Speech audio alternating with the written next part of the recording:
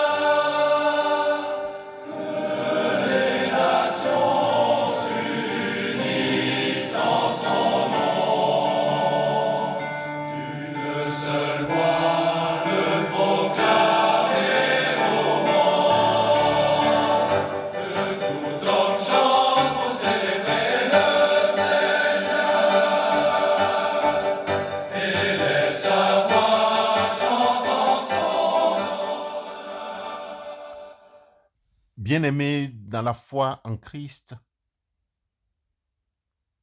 nous aimerions partager avec vous cette question sur les tenues vestimentaires. Et une question nous revient de temps en temps. Un homme, c'est-à-dire quelqu'un de sexe masculin, peut-il avoir les cheveux tressés? Un homme, quelqu'un de sexe masculin, peut-il avoir des cheveux tressés comme chez une femme? Bien-aimé, certaines personnes pensent que la réponse à cette question dépend de l'interprétation de la Bible et des convictions personnelles de cet homme chrétien soit-il. Et d'autres pensent aussi que c'est une question polémique et qui varie en fonction de la conviction ou bien de mode de fonctionnement, ou bien que c'est une question qui dépend aussi des conditions géographiques, culturelles, climatologiques et que savons-nous encore. D'autres démontrent qu'il n'y a pas de verset biblique explicite qui interdit aux hommes de se tresser les cheveux. Néanmoins, plusieurs passages de la Bible traitent de cette question en suggérant que les hommes devraient avoir les cheveux courts. Les hommes devraient avoir des cheveux courts. Par exemple, dans la première lettre de Paul aux Corinthiens, chapitre 11, les versets 14 et 15, Paul écrit: « La nature elle-même ne vous enseigne-t-elle pas que c'est une honte pour l'homme de porter des cheveux longs, alors que c'est une gloire pour la femme d'en porter, parce que la chevelure lui a été donnée pour servir de voile. » Bien-aimé, dans ce passage, il est question d'une interdiction des cheveux longs pour les hommes, et donc des tresses. C'est aussi une recommandation à la modestie et de ne pas porter les cheveux longs de manière extravagante. Or, tresser les cheveux permet à l'homme d'avoir des cheveux longs. La décision de se tresser les cheveux ou non est une décision personnelle qui doit être prise en fonction de la conscience de chacun et en fonction de l'étude biblique qu'il y a. Pour certains hommes, chrétiens soient-ils, les tresses sont un moyen d'exprimer leur personnalité et style. Elles peuvent être un symbole de beauté et de féminité. Elles peuvent être aussi un moyen d'exprimer sa foi. Là, on donne l'exemple. On peut porter des cheveux ayant des motifs religieux. En réalité, chers frères et sœurs, les tresses sont considérées comme un ornement corporel, ce qui est déconseillé par plusieurs passages bibliques. La Bible aussi reconnaît l'importance de l'habillement. Implicitement, elle l'indique par le symbole du vêtement modeste pour représenter le salut de Dieu, vêtement du salut. Lisons le prophète Ésaïe dans son chapitre 61, le verset 10. Je me réjouirai en Éternel. Mon âme sera ravie d'allégresse en mon Dieu, car il m'a revêtu des vêtements du salut. Il m'a couvert du manteau de la délivrance. Bien-aimés, de même, nous constatons que Jean, dans l'Apocalypse, au chapitre 3, le verset 18, nous conseille d'acheter de moi de l'or éprouvé par le feu, afin que tu deviennes riche, et des vêtements blancs, afin que tu sois vêtu, et que la honte de ta nudité ne paraisse pas, et un collier pour oindre tes yeux, afin que tu vois. Ainsi, les tresses d'un homme, étant devenu chrétien, peuvent être considérées comme un signe d'orgueil ou de vanité. Elles peuvent être considérées comme un symbole de la culture du monde contre laquelle les chrétiens sont appelés à se séparer. Chaque homme chrétien doit décider par lui-même s'il se tresse les cheveux ou non, en tenant compte de sa compréhension de la Bible et de ses propres convictions personnelles. Car le vêtement importe aux chrétiens. Le vêtement sert de cadre pour révéler l'image de celui que nous servons. En même temps, dans certaines cultures, les tresses sont un symbole de masculinité et ou de beauté. Dans certaines religions, comme le rastafarisme, on considère les tresses comme symbole de foi. Sommes-nous dans ces religions ou sommes-nous chrétiens? La lettre aux Romains, chapitre 12, le verset 1, nous exhorte donc, frères, par les compassions de Dieu, à offrir vos corps comme un sacrifice vivant, saint, agréable à Dieu, ce qui serait de votre part un culte raisonnable. Bien-aimés, en tant que chrétiens, nous ne devons pas dire « mon apparence ne regarde personne ».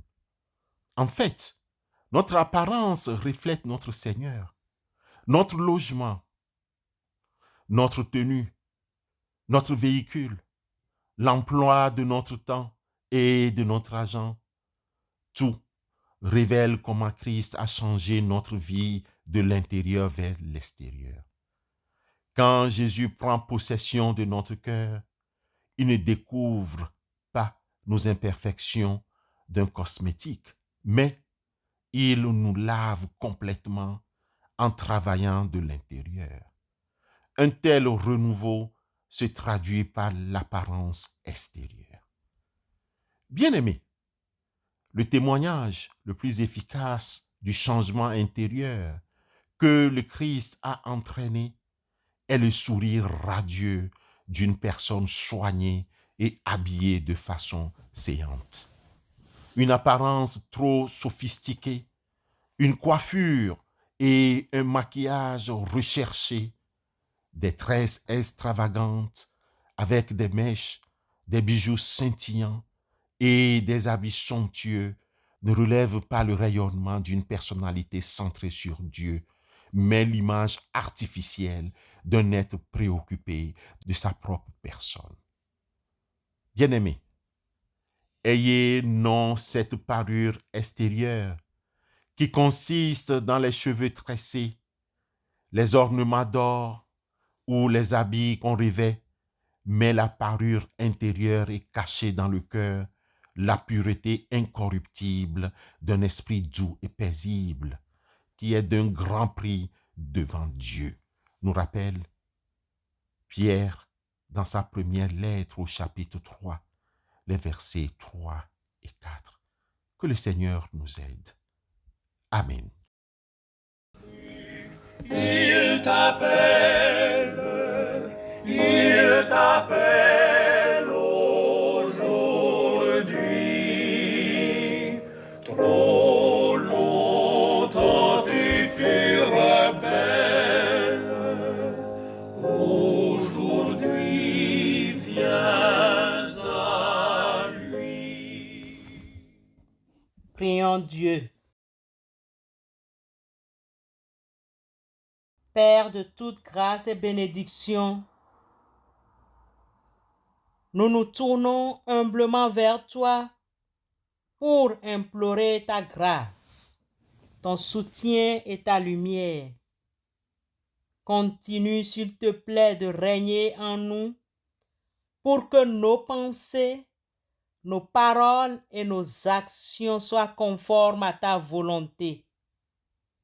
Dieu Tout-Puissant, toi qui déploies les cieux et leur splendeur, et qui gouverne le monde dans ta sagesse, à toi notre adoration, à toi notre louange pour ton amour éternel, qui nous devance toujours dans tout ce que nous réalisons de bien.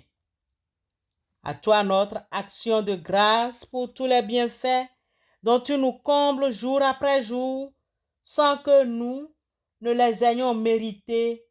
Tout vient de ta grâce. Veuille sur nous dans ta miséricorde pendant ces moments difficiles où nous perdons nos frères et sœurs dans la foi. Veuille sur le peuple tout entier, les dirigeants et tous les citoyens. Garde-nous tous dans ta paix. Dirige-nous constamment vers le bien. Éloigne de nos âmes et corps tout danger, toute peau de banane posée sur notre chemin. Fortifie nos cœurs pour qu'ils ne sombrent pas dans le péché, l'égoïsme et l'indifférence. Au nom de Christ Jésus, nous te prions. Amen.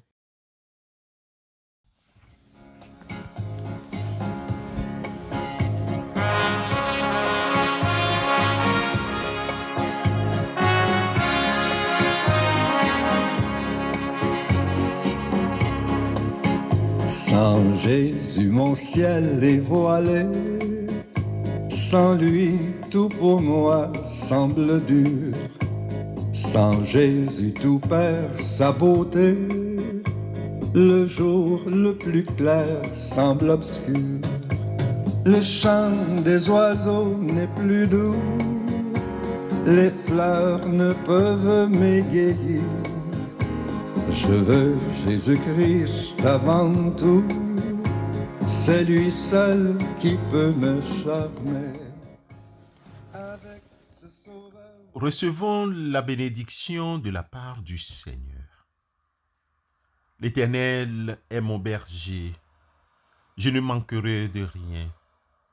Il me fait prendre du repos dans des pâturages bien verts. Il me dirige près d'une eau paisible. Amen.